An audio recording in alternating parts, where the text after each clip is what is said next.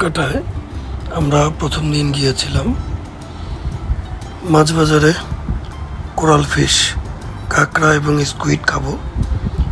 নানান ধরনের মাছ এখানে দেখা যাচ্ছে, স্কুইড, কোরাল ফিশ, তারপর কাঁকড়া, চান্দা মাছ সবগুলোই আছে।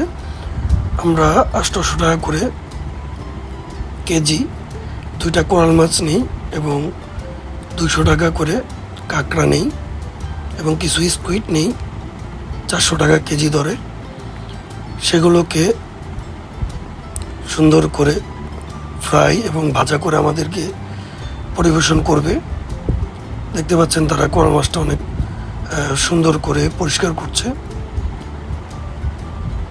তাদের সাথে কথা বলে দেখলাম যে মাছটা বেশ কিছুদিন আগের, কারণ এখন মাছ ধরা নাকি নিষেধ।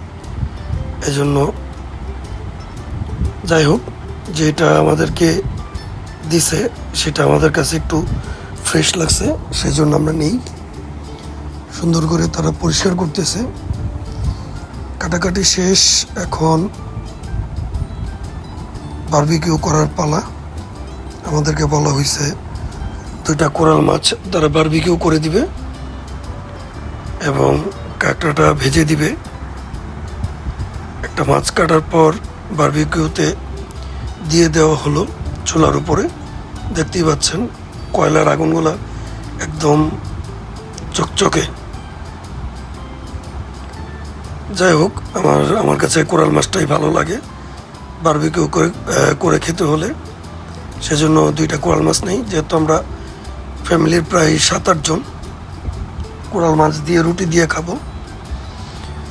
এখন তারা কাঁকড়াটা নিচে, কাঁকড়াটা সুন্দর করে পরিষ্কার করে ওয়াশ করে কেটে তারপরে ভাজতে দিবে।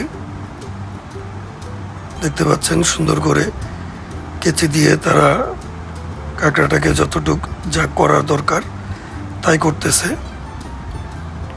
তবে আমার কাছে কক্সবাজারের চাইতে কুয়াকাটার কাঁকড়া আমার কাছে ভালো লাগে, কোরাল মাছটাও ভালো লাগে।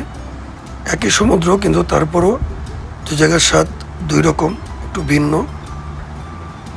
কুয়াকাটার কাঁকড়াটা খুবই আমার থেকে ভালো লাগে, ওনারা দেশি কাঁকড়া বলে। এই সুযোগে আমাদের 2টাই কোরাল মাছ কাটা হয়ে গেছে, 2টাকেই বারবিকিউতে দিয়ে দিছে।